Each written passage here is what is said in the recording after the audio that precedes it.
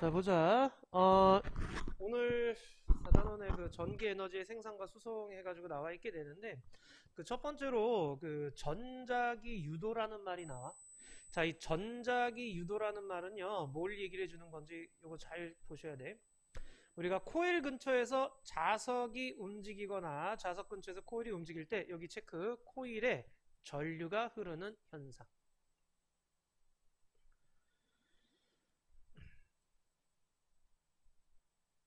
됐나? 자, 코일에 전류가 흐르는 현상을 가지고 우리는 전자기 유도라고 얘기를 해요. 자, 전류가 흐르는 거, 야, 요거, 전압이 생겼기 때문이다라고 돼 있잖아. 자, 이렇게 전류가 할 수 있는 전압을 기전력이라고 합니다라고 하는데, 이 코일에 기전력이 형성이 돼가지고서는요, 전류가 흐르게 되는 현상인데, 이게 왜 나타나게 되느냐, 그걸 알고 계셔야 되는데, 우리, 요거 혹시 기억나나 모르겠네. 우리 자기장 배울 때 코일에서 이 자기장. 기억나니? 우리 왜 오른손 법칙 해가지고 엄지손가락 전류, 내 손가락 자기장, 손바닥은 힘의 방향, 요거 기억나니? 그리고 직선 도선에서의 자기장 같은 경우에는 엄지손가락이 전류, 내 손가락이 직선 도선에서의 자기장 형성 방향, 동심원 방향. 그런데 코일은 이런 식으로 이렇게 전선이 돌돌 말려있는 형태죠. 자, 그래서 코일에서는 내 손가락이 전류, 엄지손가락이 자기장 나가는, 즉 N극의 방향이라는 거. 기억나? 안 난다 손? 오케이. 자, 요거 중2 때 배웠던 내용이지. 요거. 오케이. 자, 코일에서 자기장이 형성되는데, 코일에서 자기장이 형성이 될 때, 이 전류가 이렇게 흘러가게 되면은, 그때 자기장이 이런 식으로 이렇게 형성이 됩니다라고 우리 얘기를 했었거든. 자, 이때 코일에서의 자기장 같은 경우에는 내 손가락이 전류의 방향. 그러니까 요거 보시면 돼. 자, 요거처럼 전류가 이렇게 앞쪽에서 뒤쪽으로 넘어가죠. 그래서 앞쪽에서 뒤쪽으로 이렇게 넘어가죠. 그럼 내 손가락으로 감싸줬을 때 엄지손가락 가리키는 쪽이 자기장이 나가는 방향. 자기장은 N극에서 나와서 S극으로 들어갔었죠. 요건 알겠지? 자, N극에서 나와서 S극으로 들어갔는데, 그럼 엄지손가락이 가리키는 게 결국에 누구의 방향이냐? N극 방향이 되는 거야. 그러니까 코일에서 엄지손가락이 내 손가락으로 전류 방향으로 감싸줬을 때 엄지손가락이 가리키는 게 N극, 반대편이 S극이 되는 자석이 되는 거야. 그래서 코일에다가 이렇게 철심을 집어넣은 걸 우리는 전자석이라고 배웠었어. 됐니? 자, 요걸 잘 기억하고 계셔. 자, 그러면은 이제 보시면 코일에서 전류가 흘러서 자기장이 만들어지는 걸 중2 때 배웠던 거야. 전류가 흘러서 코일에 자기장이 만들어지는 거. 오케이? 자, 그런데 요번에는요, 반대야. 자기장이 만들어져서 전류가 흐른다라고 보시면 돼. 그럼 자기장이 어떻게 해서 형성이 되느냐? 여기. 전자기 유도를 이용해 가지고서는요, 자기장을 형성하게 되면서 전류가 흐를 수 있게 하는데, 그때 흐르는 전류를 유도전류라고 얘기를 하게 돼요. 자, 이 유도전류는요, 자석이 빨리 움직일수록 자석 세기가 세고 가문수가 많을수록 많이 흘러요. 그러니까 코일 안에 그 자기장의 변화가 크면 클수록 전류도 많이 흐를 수 있게 된다. 자기장이 세게 형성되면서 많이 흐르게 된다라는 그런 얘기야. 요거 여기서 별표 니놈. 자기장의 변화를 방해하는 방향이라고 되어 있는데요. 이게 다시 얘기하면은 자석의 움직임을 방해하는 방향으로 자기장이 형성이 돼요. 코일에서. 자, 어렵게 생각할 필요 없이 간단해. N극이 가까이 오는데 그 N극이 가까이 오는 걸 방해하려고 그래. 그럼 코일에서는요, N극을 밀어내는 N극이 위쪽에 생긴다라는 그런 얘기야. 오케이? N극이 가까이 오면 그 N극이 다가오는 걸 방해하기 위해서 코일 위쪽에 N극이 생기는 거야. 자, 그럼 봐봐. 코일 위쪽에 N극이 생겼잖아. 그럼 코일 입장에서 엄지손가락이 자기장 나가는 방향이라 그랬죠? 엄지손가락 갖다 대고 네 손가락 감싸쥐게 되면 이게 전류 방향이 돼. 자, 그럼 전류는 어떻게 되는 거냐? 요 선 따라서 이렇게 돌고 있어요 라는 그런 얘기야. 그럼 반대로 N극이 멀어지면 어떻게 되겠어? N극이 멀어지게 되면 그 멀어지는 걸 막아줘야 될 거 아니야. 방해하는 쪽으로 가야 될 거 아니야. 그럼 어떻게 멀어지는 걸 방해하는 건 잡아당기는 거겠지. 그래서 S극이 위에 형성이 돼. 그럼 요번엔 N극이 밑에 생기네. 그럼 요렇게 감싸지는 거야. 이때는 전류가 이렇게 돌아. 그래서 전류가 이런 식으로 흐르게 되는 거지. 자, 그럼 요 두 개만 놓고 봐봐. N극이 가까이 다가올 때 전류가 B에서 A 쪽으로 흘렀죠. 근데 N극이 멀어질 때는 A에서 B로 흐르죠. 자, 이렇게 자기장의 변화가 나타나게 되면서 전류의 방향이 반대로 형성이 되는 걸 볼 수가 있어. 여기까지 이해되니? 자, 반대로 이제 S극이 가까이 할 때, 그럼 S극 가까이 하면 그거 못 가까이 오게 하기 위해서 위에 S극 생기는 거야. 그럼 밑에가 N극이니까 이렇게 감싸지는 거지. 이게 전류 방향이 되는 거야. 전류가 이렇게 돌고 있어요 라는 얘기야. 그럼 반대로 S극 멀어지면 그거 잡아야 될 거 아니야. 그 위쪽에 N극이 형성되는 거야. 자, 그래서 이제는 전류가 이렇게 도는 거지. 오케이?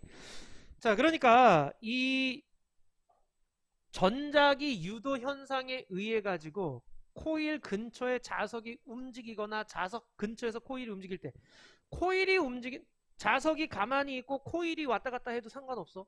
왜냐면 코일 입장에서는 자기장의 변화만 느끼면 되니까.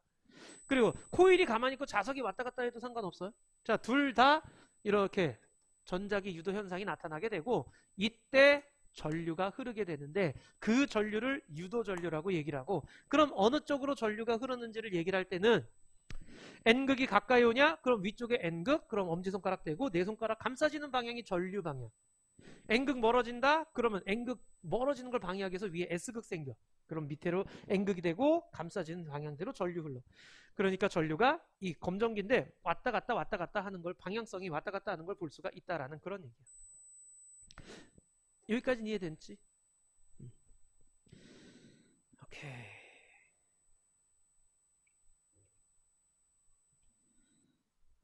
요 패러데이 법칙이라고 되어 있는데 요거는 뭐 그냥 간단하게 생각하세요. 여기 지금 코일에 유도된 전류의 세기가 코일의 가문수와 단위 시간당 코일을 통과하는 자기장 변화에 비례합니다. 이게 무슨 얘기냐면 코일이 이렇게 있어. 이렇게 있을 때 자석이 이쪽에서 이렇게 오고 있어. 만약에 N극이라고 치자. 그럼 N극에서 자기장이 나가고 있잖아. 그죠?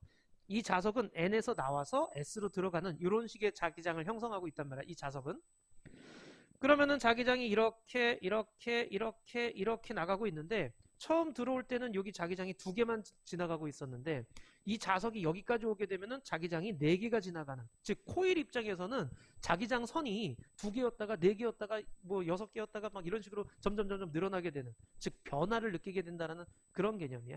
그렇게 되면서 코일 입장에서도 그 변화에 방해되는 형태로 자기장이 형성된다라고 생각하시면 돼. 그런데 그게 코일의 가문수가 많을수록 그 다음에 자기장 세기가 변화가 클수록 크게 나타나게 된다라는 그런 의미야. 그래서 전자기 유도 실험 보시게 되면 N극 가까이 올 때 멀리 갈 때, 여기 지금 보시게 되면은요 검유계라고 되어 있잖아요. 검유계는요 바늘이 가운데 있어요. 전류가 흐르나 안 흐르나 그거 보는 건데 가운데 있어가지고 오른쪽으로 갔다가 왼쪽으로 갔다가 이렇게 되는 거야. 그러니까 이쪽으로 흐르는지 저쪽으로 흐르는지 그거 보여주는 거야. 검유계는.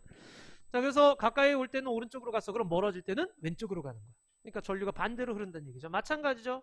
그 다음 자석을 빠르게 움직이면요 바늘이 크게 움직여요. 크게 움직인다는 얘기는 전류의 세기가 세진다라는 뜻이고, 그 다음 자석이 정지했어. 자, 이 자석이 코일에 가만히 있어. 움직이지 않아. 그럼 코일 입장에서는 자기장의 변화를 못 느껴. 자기장 변화를 느껴야 되거든. 근데 자기장 변화 못 느끼니까 유도 전류가 안 흐르게 되는 거야. 오케이? 자석이 센 애를 가지고 가만히 있어. 상관없어. 그것도 역시 전류가 안 흐르는 거야. 자석의 세기가 세지든 약해지든 가만히 있는 애들은 검유계 바늘이 전류가 안 흐른다라는 그런 얘기야. 여기까지 됐니? 여기서 이해 안 되는 거는 없어? 오케이. 자, 이걸 이용하면은요, 우리가 일상생활에서 굉장히 많이 쓰고 있어요. 이 발전기. 이제 좀 이따가 이제 발전기 얘기를 할 건데, 자, 발전기도 그렇고요. 전기를 얻어내는 거잖아. 그죠? 자, 그 다음, 무선 충전기. 요즘 많이 쓰죠. 핸드폰 그냥 위에 올려놓기만 하면 자동으로 충전되고 있잖아요. 그죠? 그거 뒤에 뒷판 뜯어보면은 뭐가 있냐면 코일이 감겨 있어. 코일이 감겨 있어가지고, 그러니까 그 배터리 부분에. 그 배터리랑 뒷판이랑 그 사이에 코일이 있어가지고 충전기 위에다 딱 올려놓잖아. 그럼 코일에서 유도 전류가 흐르게끔 하는 거야. 그래가지고서는 충전시키는 그런 방식이다. 인덕션 레인지도 같은 개념이야. 그래서 인덕션 레인지도 이렇게 코일이 있어가지고서는요. 그 위에 이제 인덕션 레인지용 그 냄비가 따로 있지, 그지? 근데 일단 불에다 쓰는 거랑은 좀 다르게 이렇게 평평하고 그 다음에 다 붙을 수 있고 금속으로 돼 있단 말이야, 항상. 그래서 거기 딱 올려놨을 때 그 금속에서 이렇게 유도 전류가 흐르게끔 만들어줘. 그래가지고 저항에 의해서 뜨겁게 달궈지는 역할을 해주는 거야. 교통카드 판독기 옆에 이렇게 자세히 잘 써져 있는데 너희들 카드 안에 코일이 들어있어요. 그래가지고 코일이 들어있어서 판독기 이렇게 지나갈 때 유도 전류가 흐르게끔 해주는 거야. 그럼 그 유도 전류가 흐르면서 어딨어? 메모리 칩에 있는 계산을 하게끔 하는 거지. 이런 식으로 해서 하는 거. 뭐 전기 기타도 그렇고 이렇게 전자기 유도를 굉장히 이용을 많이 한다라는 얘기야. 됐니 여기까지? 우리가 이건 한번 그냥 읽어봐줘. 자, 자석이나 전류가는 코일 주변에 자기장이 형성됐어요. 그럼 초록색 실선은 자기장의 방향을 영속적으로 이은 선, 자기력선이라고 흔히 얘기를 하죠. 그죠? 자기력선이 되는 거고요.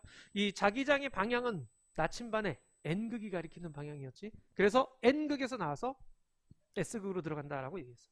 이거 코일이죠. 코일에서 지금 전류가 앞쪽에서 뒤쪽으로 이렇게 올라가죠. 그러니까 앞쪽에서 뒤쪽으로 넘어가서 이런 식으로 전류가 흐르죠. 네 손가락 전류, 코일에서는 엄지손가락 자기장 나가는 방향. 그래서 자기장이 일로 나가고 있는 거야. 일로 나가서 돌아가지고 일로 들어가는 거죠. 자, 이렇게 나와가지고 이렇게 들어가니까 여기다가 이렇게 철심에 넣으면 여기가 N극, 여기가 S극인 자석이 되는 거죠. 코일의 자기장 모양하고 막대 자석의 자기장 모양 보세요. 비슷하죠, 그죠? 그래서 N극, S극 구분할 수 있게 된다. 됐나요, 여기까지? 자, 그 다음 요번에는 그걸 이용하는 발전기예요. 자, 발전기는 전자기 유도를 이용해서 전기 에너지를 생산하는 장치를 가지고 우리는 발전기라고 얘기를 하게 되는데, 자, 발전기 같은 경우에 원리가 뭐냐? 코일이 회전하며 자석을 스쳐 지나갈 때 코일에 통과하는 자기장의 변화가 유도전류. 자, 보시면 이거죠, 이거. 자석이 있고요. 안에 코일이 있어요. 그럼 코일을 돌리는 거야. 코일을 돌리게 되면 어떻게 되겠어? 여기 지금 수직으로 통과하는 면적 증가라고 되어 있는데 코일 입장에서는 자기장이 조금 안 통과하다가 조금 통과하다가 많이 통과하다가 조금 통과하다가 이런 식이야. 오케이? 코일 면적 안에서 보게 되면. 자, 그래서 이쪽으로는 면적이 증가했다가 이쪽으로는 감소했다가 이걸 반복하게 되면 코일 입장에서 자기장의 변화를 인식하게 되고 코일에서 유도 전류가 흐르게 된다라는 그런 원리예요. 자, 그런데 요렇게 말고 코일 가만히 있고 자석을 돌려도 마찬가지죠. 같은 개념이야. 코일 가만히 있고 자석을 돌려도 코일 입장에서는 자기장의 변화를 느끼겠죠. 자, 그렇게 되면서 전류가 흐르게 되는 거예요. 이게 발전기예요. 자, 발전기인데 그래서 일단 회전을 시켜줘야 돼. 돌리는 힘이 꼭 있어야 되겠지. 자, 돌리고 자기장 변화 유도 전류가 흐르게끔 해가지고 전류를 만들어 내고요.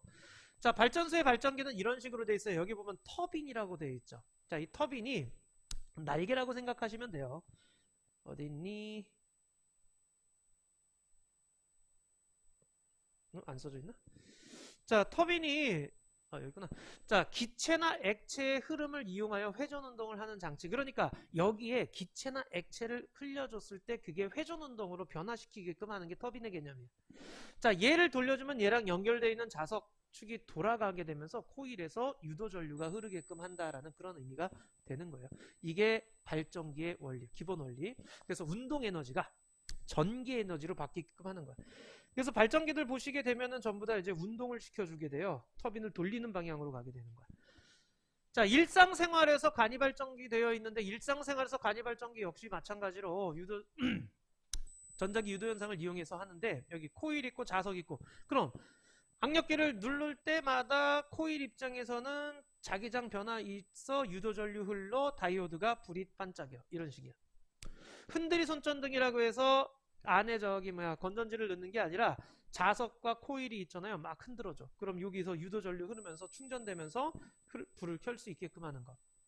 자전거 발전기도 요즘엔 이런 거 보기 힘든데 이 자전거 발전기 이렇게 회전자 있고 그 다음에 안에 자석과 코일이 있어요. 그래서 회전시키면서 전류를 흐르게 해서 빛을 비춰주는 이런 식으로 하고 있어요.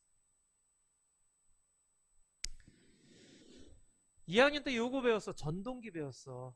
이거 기억나니? 저기 뭐야 전류의 방향, 자기장 방향, 힘의 방향 해가지고 손바닥 가지고 한 거 오른손 법칙. 그래서 전류가 지금 전류가 뭐 이렇게 흘러요. 그럼 이쪽에서는 아래로 힘받고 여기서는 위로 힘받고 그래가지고 돌아요. 이렇게 되는 거. 이거는 전류가 흘러서 힘을 받아서 도는 걸 얘기를 하는 거야. 그게 전동기야. 전기 모터. 전동기는 전기 에너지가 운동 에너지로 전환되는 걸 의미해요. 근데 똑같은 비슷한 구조에서요. 반대로 얘를 돌리면 그러니까 코일에 해당하는 저 축을 돌리면은 여기 코일 입장에서는 유도 전류가 흘러서 이쪽에 전류가 흐르게끔 하는 거. 이건 이제 발전기의 원리가 되는 거야. 전동기와 발전기는 완전 반대 개념이야. 구조는 비슷해. 여기 써있죠? 발전기와 구조가 비슷해요. 그래서 전류를 흘려서 돌아가게끔 하는 애는 전동기. 돌려가지고 유도 전류를 만들어내는 애는 발전기. 이렇게 되는 거죠.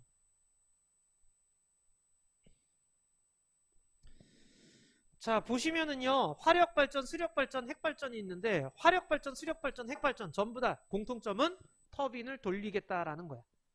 자, 그렇게 해서 전기를 발생시키는 건데, 자, 화력발전 같은 경우에는요, 석유나 석탄과 같은 화석연료, 이런 것들을 태워가지고, 물을 끓여가지고, 그 끓인 물의 증기를 이용해서 터빈을 돌리게 되는 거예요. 자, 화학에너지죠. 그 석탄, 석유. 자, 얘를 태워서, 운동 에너지로 바꾼 다음에 전기 에너지를 얻어내는 거야. 자, 수력 발전은 물을 이렇게 쌓아놔. 그래서 위치 에너지, 포텐셜 에너지를 갖게 되는 거죠. 자, 그리고서 그걸 떨어뜨리면서 터빈을 돌리게 되는 거야. 그렇게 해서 전기를 얻어내는 거. 그 다음, 핵발전, 원자력 발전인데요. 우라늄과 같은 핵연료의 핵 에너지를 이용해요. 핵 에너지를 이용해서 물을 끓여요. 이것도 역시 물 끓였죠. 그리고 나서 그 수증기를 이용해서 역시 터빈을 돌려가지고 에너지를 얻게 된다라는 그런 얘기예요. 여기까지 됐니? 자, 밑에 보면 증기터빈 방식, 가스터빈 방식, 복합 방식 나와 있는데 증기터빈은 말 그대로 증기야, 수증기. 물 끓여가지고 수증기 만들어서 터빈 돌린다라는 그런 개념이야. 자, 가스터빈은요, 가스 연소시킬 때 그 고온고압의 연소 가스에 의해서 터빈. 그러니까 그 가스가 지나가면서 터빈이 돌아가게끔 하는 거죠. 근데 이 복합 방식은 두 개를 섞었다라고 보시면 돼요. 그래서 가스터빈에서 전기 생산해요. 이걸 이용해서. 자, 그 다음에 거기 열에너지가 나타나게 되는데 그 태웠을 때 열에너지를 버리지 않아. 바로 물을 끓여. 그 수증기를 통해서 또 한 번 터빈을 돌리게 되는 이런 식이 되는 거야. 휴, 됐나요? 여기까지 어려운 거 없죠? 계산 문제는 좀 뒤에 나올 거야. 우리 요거 핵심 체크 1번 보자. 자, 코일에 전류가 흐르는 현상 뭐예요? 1번 전자기 유도죠. 전자기 유도 현상. 자, 이때 전자기 유도에 의해서 흐르는 전류를 뭐라고 한다? 유도 전류라고 얘기를 해요. 유도 전류. 자, 유도 전류는 자석 움직이는 속도가 빠를수록 자석의 세기가 셀수록 코일의 가문수가 많을수록 세져요. 자, 전자기 유도를 이용해서 전기 생산하는 장치가 바로 발전기죠. 발전기고요. 코일의 회전에 의한 운동 에너지가 전기 에너지로 바뀌게 되는데 발전기에 연결된 뭘 돌린다 그랬어요? 터빈을 돌린다 그랬죠. 터빈을 돌리는 에너지원에 따라서 터빈을 뭘로 돌리느냐에 따라 가지고서는 걔가 수력이냐 화력이냐 원자력이냐 이렇게 나뉘어지게 된다라는 얘기죠. 오케이. 자, 1번부터 7번까지 한번 해볼 수 있도록 할까요?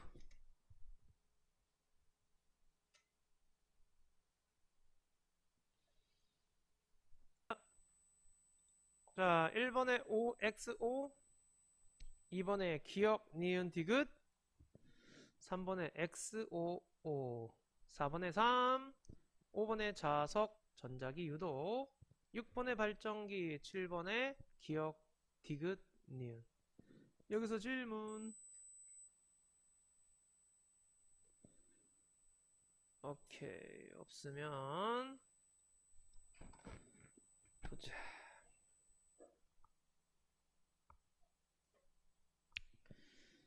너희들 되게 전기 기억 나나 모르겠네.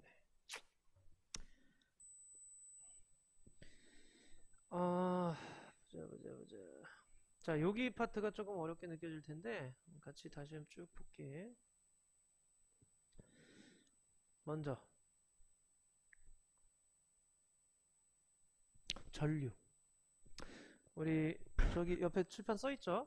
기호로서 I로 표시하고 단위는 뭘 쓴다? 암페어라는 단위를 썼었죠. 그 다음 전압 V로 표시하고 볼트 단위를 썼죠. 그 다음에 저항 R로 표시하고 옴이라는 단위를 썼죠. 자, 전류는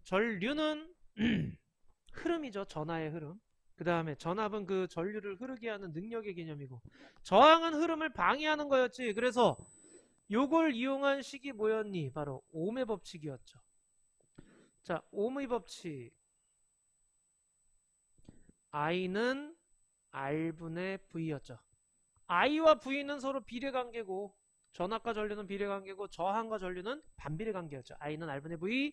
그래서 나오는 식이 V는 I 곱하기 R, R은 I분의 V. 이렇게 옴의 법칙을 우리가 배웠어요. 오케이?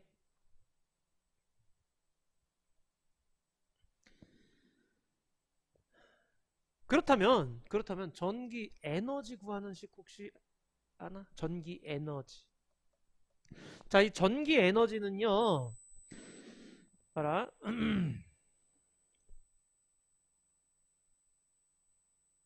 전압 곱하기 전류 곱하기 시간이에요. 전압 곱하기 전류 곱하기 시간. 자, 에너지니까 단위는 줄이라는 단위를 쓰고요. 전압은 볼트 단위 쓰죠. 그 다음 전류는 암페어 단위를 쓰죠. 그 다음 시간은 초 단위를 쓰죠. 오케이? 그러니까 예를 들어서 이 5V짜리가 5옴의 전구에 연결되어 있어요. 그렇다면 얘가 10초 동안 사용한 전기 에너지는 몇 줄입니까? 라고 물어봐. 10초 동안 사용한 전기 에너지. 그럼 여기 지금 전류가 흐르면서 여기 뭐 전구라고 치자. 이 전구에서 막 빛을 낼 거 아니야. 그러면은 거기서 전기 에너지가 빛 에너지로 나왔어. 전기 에너지가 몇 줄이나 썼냐? 그거 계산하는 거야. 전기 에너지 계산할 때 어떤 식으로 계산하느냐? 전압 곱하기 전류 곱하기 시간으로서 계산을 해요. 자, 여기 지금 5옴짜리에 5V니까 여기 몇 암페어 가니? 우리 옴의 법칙으로 구할 수 있죠. I는 R분의 V. 5옴분의 5V. 그래서 몇 암페어가? 1암페어 가는 거죠. 오케이? 자, 그럼 에너지는 5V 곱하기 1암페어 곱하기 10초가 되는 거죠. 어이구야.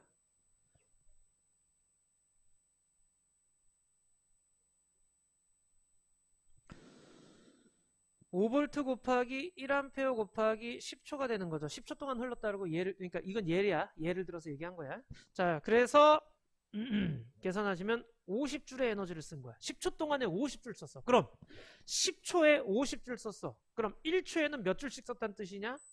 5줄씩 썼다는 뜻이죠. 1초에 5줄씩 썼어. 그죠? 자, 그 1초에 5줄씩 썼다라는 그 개념이 바로 전력의 개념이야. 전력. 초당 사용한 전기 에너지. 초당 사용한 전기 에너지. 그렇다면 전력은 어떻게 구하니?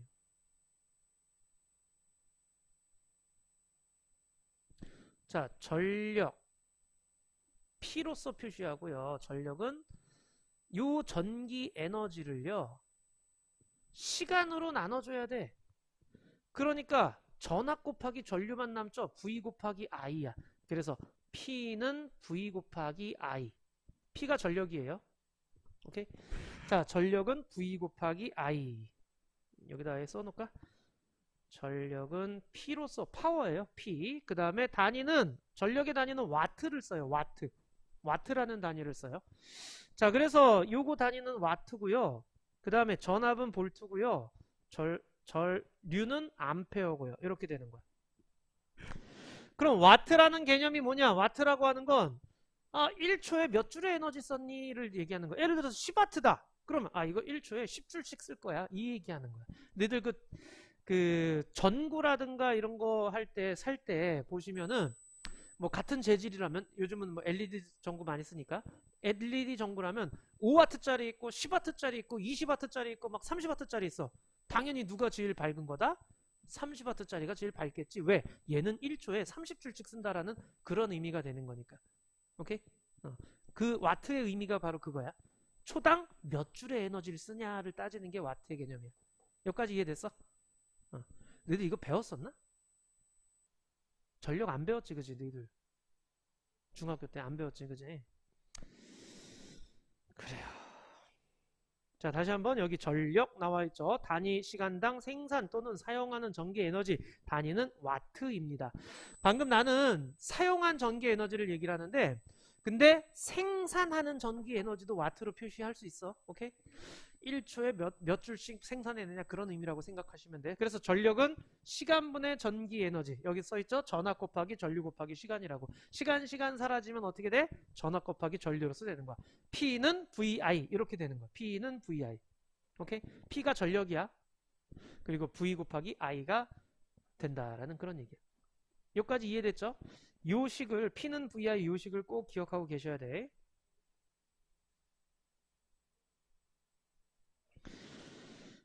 됐죠? 자, 와트 전력의 단위입니다. 그러면은 요번에는 이제 전력 수송 과정이라고 되어 있네. 발전소에서 생산한 전기 에너지는요.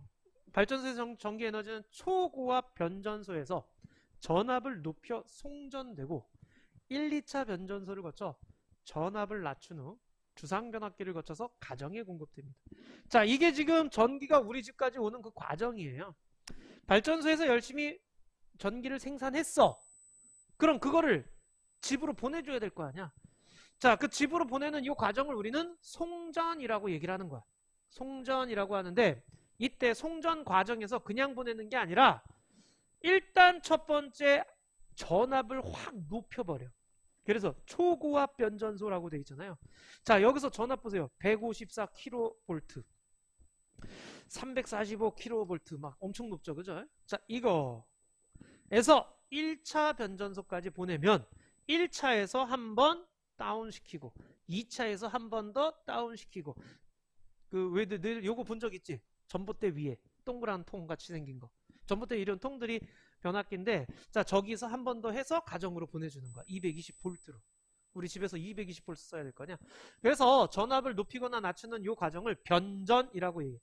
그래서 요런 데를 우리는 변전소라고 얘기를 하는 거야. 알겠죠?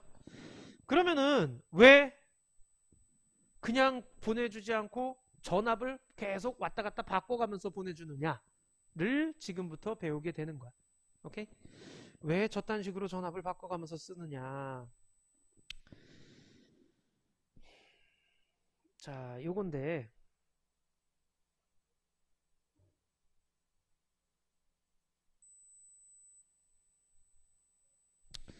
자, 보세요.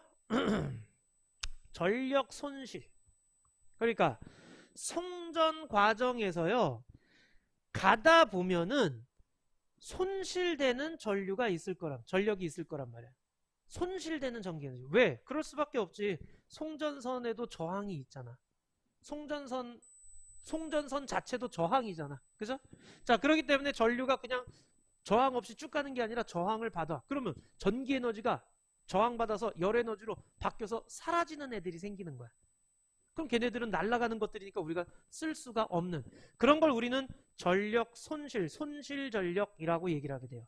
자, 이 손실 전력의 크기가 어느 정도나 되느냐 별표 꼭 좀 쳐주세요.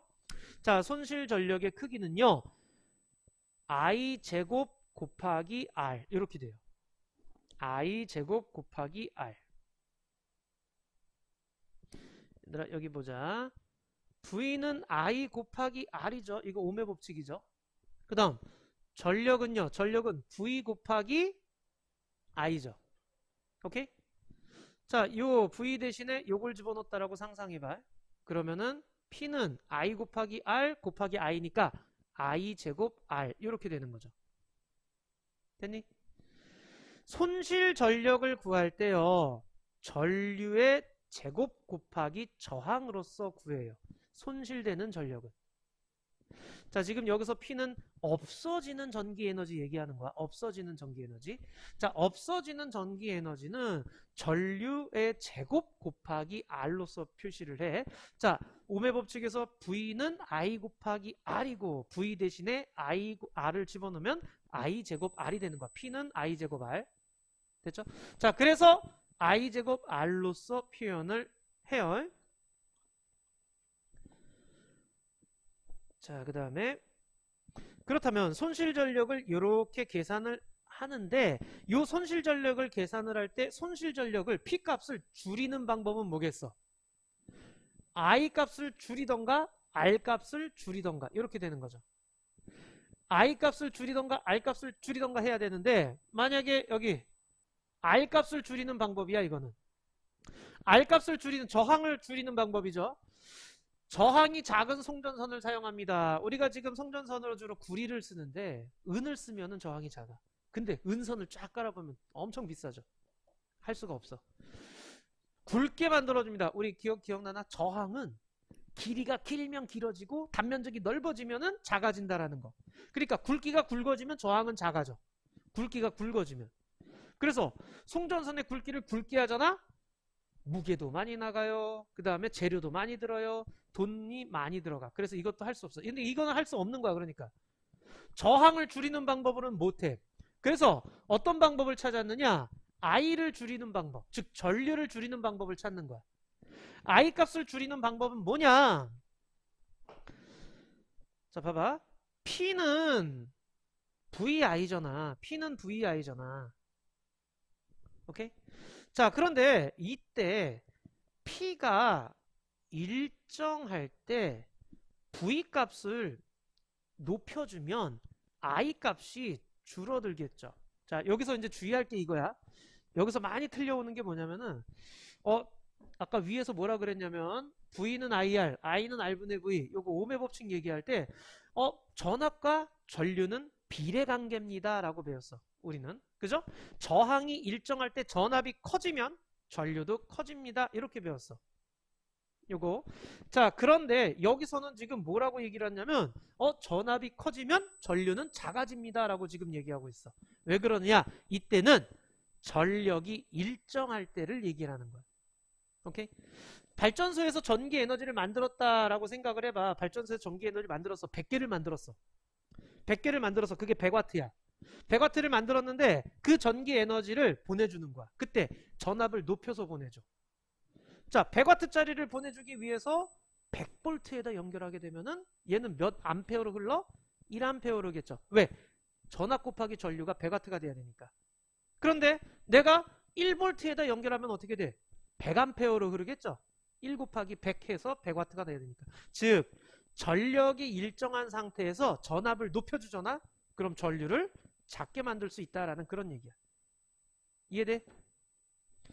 그래서 일정한 전력의 송전을 할 때는요, 전압을 높여서 송전하는 거죠. 전압을 높여주면은요, 전류를 줄일 수 있다라는 얘기가 바로 그 얘기야. 이걸 이해를 잘 하셔야 돼. 전압과 전류는 비례관계인데 라고 하면서 하면 안 되고, 여기서는 전력이 일정할 때를 얘기를 하는 거야.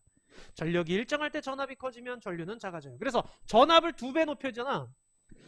자, 전압을 2배 높이면은 전류는 2분의 1로 줄는 거야. 전류는. 전압이 2배 커지면 전류는 2분의 1로 작아지는 거지. 근데 손실 전력은 뭐야? I 제곱 R이잖아. 전류가 2분의 1로 줄면 손실 전력은 4분의 1로 줄게 되는 거야. 오케이? 그 전압을 10배 높였어. 그럼 손실 전력은 100분의 1로 줄게 되는 거지. 전류가 10분의 1로 줄었으니까. 이해돼? 그래서 전압을 높여서 보내주면은요, 손실 전력을 줄일 수가 있다라는 얘기야. 그러니까 저항 크기를 움직이는 것보다는 전압을 높여서 송전하는 게 우리 입장에서는 더 유리한 방식이 되는 거예요.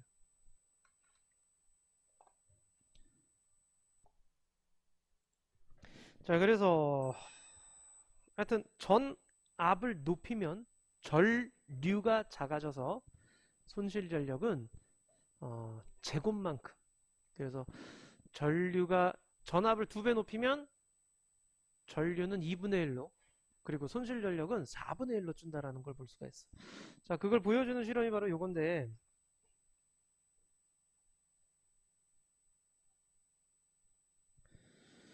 자, 여기 발전소에서 40만 와트의 전력을 생산해냈어. 40만 와트를. 이게 보내줘야 될 거 아니야. 그죠?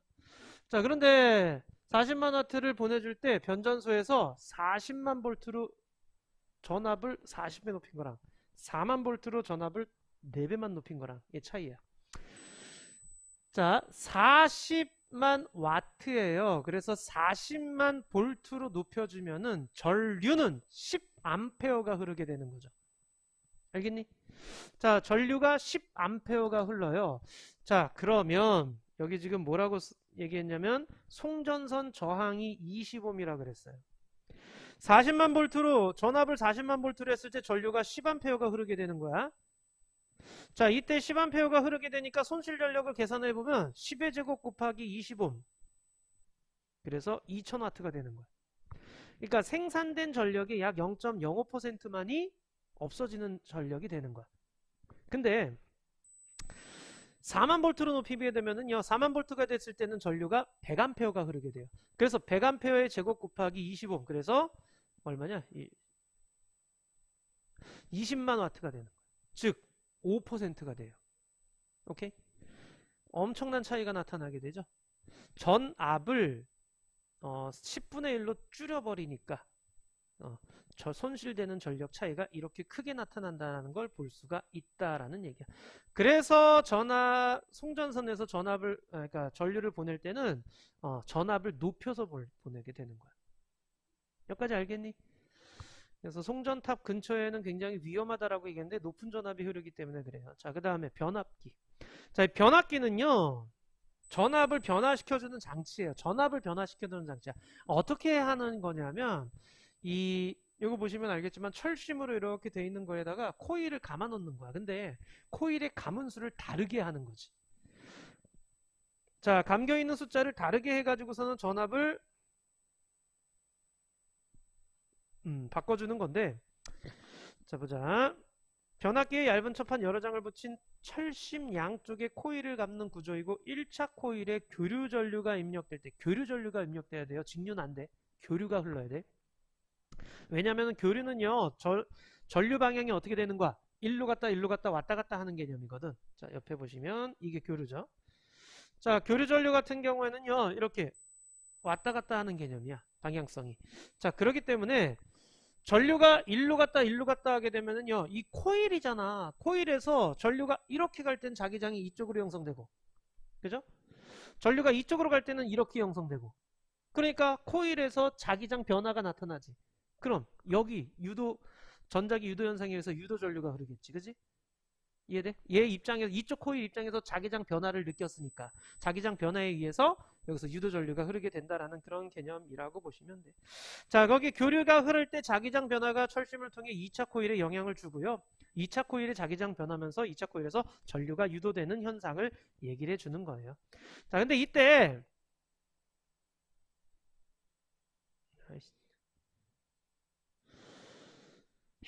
자, 이때 여기 보시게 되면은 코일의 감은수를 다르게 해요. 자, 여기 체크. 1차 코일 전압과 2차 코일 전압은 감은수에 비례해요. 자, 감은수에 비례한다는 게 무슨 말이냐? 여기서 5회 감았고 2차에서 10회 감았어. 자, 그렇다면 여기서 뭐 10볼트가 걸렸다면 여기서는 20볼트가 걸립니다. 그 얘기하는 거야. 1대 2잖아요. 그러면은 전압도 1대 2로 걸려요. 이 얘기하는 거예요. 여기 10볼트였어. 그럼 여기는 20볼트가 돼요. 근데 이때 그러니까 전력 손실이 없다면이라는 전제 조건이 붙어요. 여기서 전력 손실이 안 일어났다면 여기서 예를 들어서 100와트다. 그럼 여기도 100와트의 전력이 나타나야 돼요. 자, 그런데 전력이라고 하는 건 전압 곱하기 전류잖아요. 여기서 배 같으면은요, 여기 몇 암페어 흐르고 있겠어? 10암페어 흐르고 있겠죠. 이쪽에서 배 같으면요, 20볼트니까 여기서는 5암페어가 흐르고 있겠죠. 오케이? 자, 그러니 전압에는 비례하는데 전류에는 반비례하게 되는 거야. 코일의 가문수에. 오케이? 자, 다시. 자, 코일 가문수에 의해서 뭐가 비례한다? 전압이 비례한다라는 거. 1차와 2차 코일의 전압이 가문수에 비례하는 거야. 자, 그런데 전력이 똑같아야 돼. 전력은 전압 곱하기 전류잖아. 전압이 비례해. 그렇다면 전류는 반비례해야지 된다라는 그런 얘기야. 전력이 같으려면. 전압이 1대 2야. 그럼 전류는 2대 1로 걸려야지 곱해준 값이 똑같겠죠. 전력값이. 자, 그 얘기 한다라는 얘기. 자, 그래서 여기 코일 가문수의 전압은 코일 가문수에 비례하고요. 전류는 코일 가문수에 반비례한다라는 거 꼭 체크해 주세요. 이렇게 해서 전압을 변화시키는 거야. 우리 변전소에서 전압 변화를 이걸로 시키는가라고 생각하시면 돼요. 변전소에서 전압 변화시키는 원리가. 그래서 전압을 높이기 위해서는 이쪽에 코일을 많이 감아놓으면 되는 거야. 그럼 전압이 높아지는 거지. 반대로 우리 가정으로 올 땐 전압을 또 낮춰야 될 거 아니야. 그럼 가정 쪽에 있는 거를 코일을 조금 감아놓으면 되는 거야. 그래서 전압을 떨어뜨리게 되는 거지. 오케이. 아마 여기까지 문제를 보면 또 조금 어렵게 생각될 거야. 내용보다는. 자, 그래서 문제로서 풀이하고 여기 나머지 거는 그냥 한번 쫙 읽어보면 돼. 자, 고전압 송전을 한다. 아까 앞에서 얘기했듯이 이 효율적인 전력 수송을 위해서 전압을 높여서 하게 되면 전압을 2배 높이면 손실 전력은 4분의 1로 준다 그랬죠. 10배 높이면 100분의 1로 줄게 되는 거야. 이런 식이 되다 보니까 고전압으로 높여서 전압을 높여서 송전을 해주게 되는 거야. 자, 송전선을 초전도 케이블로 바꿔주는 것도 역시 방법인데 저항이 0인 초전도체를 이용하는 거. 초전도체 기억나죠? 자, 이걸 이용하게 되면은요, 손실 전력이 없어지는 거죠. 저항이 0이니까. 근데 돈이 많이 들죠. 자, 송전 전력망을 거미줄같이 얼기설기 만들어 버리는 거야. 자, 이렇게 만들어 버리게 되면은요, 만약에 송전선에 문제가 발생하잖아. 그럼 반대로 이렇게 우회해서라도 보낼 수 있는 거고, 가장 짧은 길로 이렇게 보내기도 하고 그렇게 된다라는 얘기고. 자, 여기 별표 딱 한 번만. 지능형 전력망 스마트 그리드. 자, 간혹 나오는데, 자, 요게 이제 뭐냐면은요, 자, 실시간으로 이렇게 공급량에 대해서 전력 수요량과 공급량에 대해서 이렇게 실시간으로 이렇게 주고받는 거야.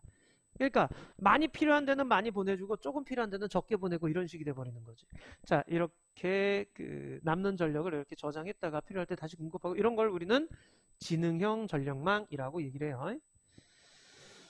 자, 전선 지중화 사업. 우리 이렇게 도로 가다 보면은요, 이렇게 인적 드문 산 위에 이렇게 송전탑 굉장히 크게 막 덕지덕지 서 있는 거 보이잖아요. 그죠? 자, 그런 것들을 이제 또 이렇게 도시에서 이렇게 전봇대 같은 거 이렇게 크게 서 있고 위에 선들 막 너저분하게 돼 있고 이런 것들. 그래서 전선을 지중화하는 사업을 뭐 많이들 하고 있고 새로 생기는 도시 같은 경우에는 거의 다 지중화. 그래서 신도시 같은 경우에는 아마 전봇대 보기가 힘들 거야. 밑으로 다 깔려 있기 때문에.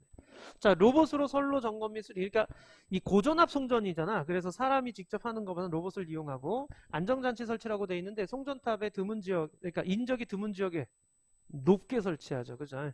자, 그 다음에 고압 차단 스위치를 설치를 하고 그리고 여기 애자라는 말 아마 처음 들어봤을 텐데 요거는 본 적 있을 거야. 송전탑 이렇게 이런 걸 애자라고 해. 그래서 이 애자가 전기가 통하지 않아. 그러니까 송전탑과 송전선이 연결돼 있어가지고 송전탑에도 전류가 흐르면 안 되겠지. 그래서 저런 애자라는 걸 통해 가지고서는 막아준다라고 생각하시면 돼요. 좋은 점만 있는 건 아니야. 손실 전력이 줄어드는 이점이 있지만은 안 좋은 점도 분명히 있어. 고전압 송전이. 그래서 이 방전 현상이 일어날 수 있고 이 감전 사고가 일어날 수가 있어. 그래서 송전선이 있는데 부근은 땅값이 엄청 낮아. 놔줄 수밖에 없지. 거기 사람 잡기 힘드니까. 왜냐면 강한 자기장 형성돼가지고 어떤 안 좋은 점이 있을지 우리가 모르니까. 자, 그래서 초고압 직류송전. 자, 고압으로 직류로 가는 거야. 저기 교류가 아니라 직류로 가버리는 거야.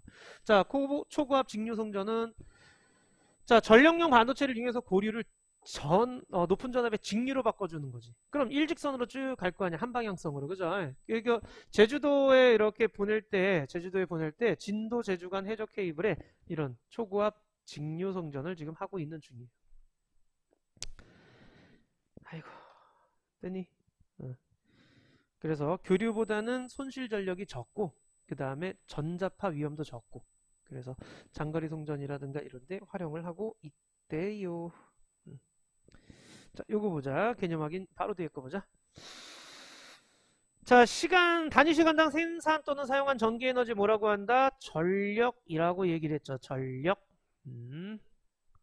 전력은 전압 곱하기 전류죠. 전압과 전류의 곱입니다.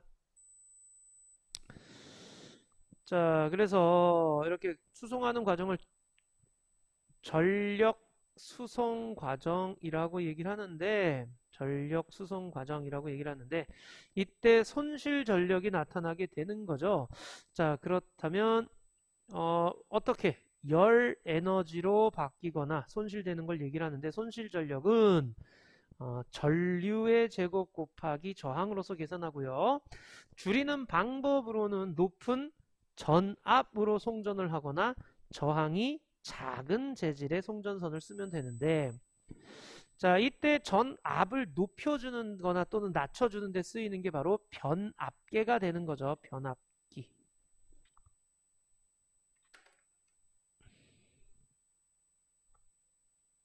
됐나요? 오케이. 자, 이제 밑에 거 일단은 7번까지만 먼저 좀 해볼까? 7번까지 채점하고 그 다음에 뒤에 것도 문제 풀도록 할까? 7번까지 먼저 좀 해줘. 자, 1번에 XOO, 2번에 전력 손실, 3번에 4분의 1배, 4번에 OXO, 5번에 변압기, 6번에 많이 적게, 7번에 높게 통하지 않는. 여기서 질문. 6번에 자, 1차 코일보다 2차 코일을 더 전압을 높이는 거잖아. 전압과 코일 감원수는 비례한다 그랬죠. 그래서 많이 감으면 됐죠. 그 다음에 전압을 낮추려면 1차 코일보다 2차 코일을 더 적게 감으면 되는 거고요. 또 질문. 없으면 내신 만점 좀 해보자. 내신 만점. 우리 시간이 없는데 일단 할 수 있는 데까지 다 해보자. 17번까지 꼭 좀 해주고, 실력원 문제 같은 경우에는 만약에 시간 되면 하고 안 되면은 패스하자. 일단 문제 17번까지는 꼭 해줘. 채점하자. 1번에 1번, 2번에 3번, 3번에 4번, 4번에 2번. 자, 요 네 문제 중에 혹시 질문 있니? 없어? 넘어간다. 5번에 3번, 6번에 4번, 7번에 5번, 8번에 5번, 9번에 5번, 10번에 1번. 여기서 혹시 질문?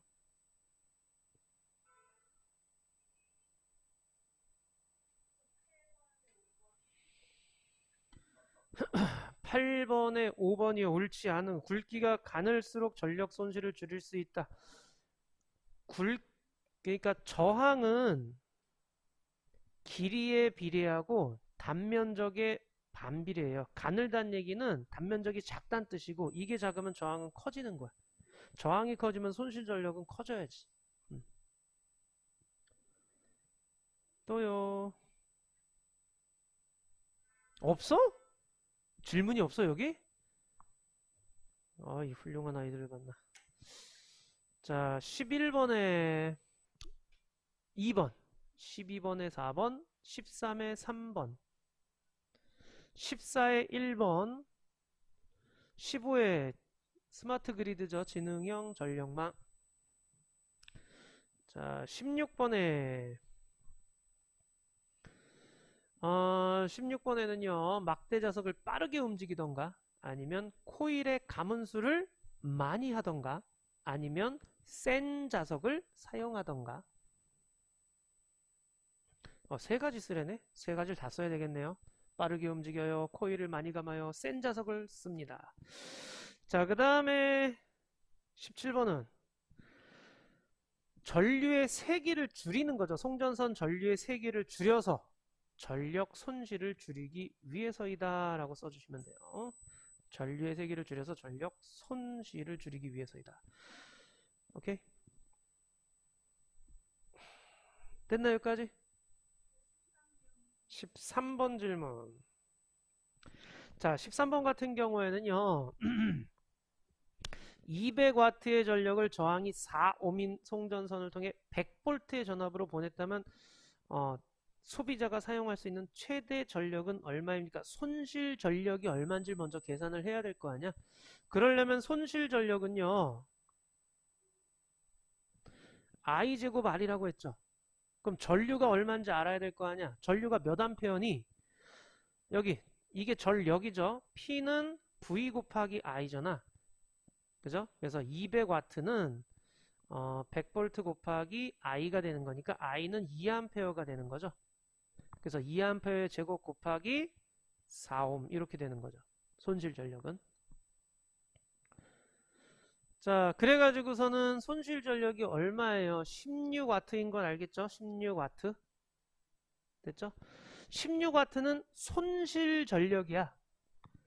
200W 발전소에서 만들어서 소비자한테 쏴줬는데 16W 사라진 거야. 그래서 200 빼기 16이 소비자가 받는 전력이 되는 거야. 또 질문. 없어. 1, 2, 3, 4는 했고 안 했지? 안 했지. 오케이. 그럼 1, 2, 3, 4는 넘어가고 우리 태양으로 가자.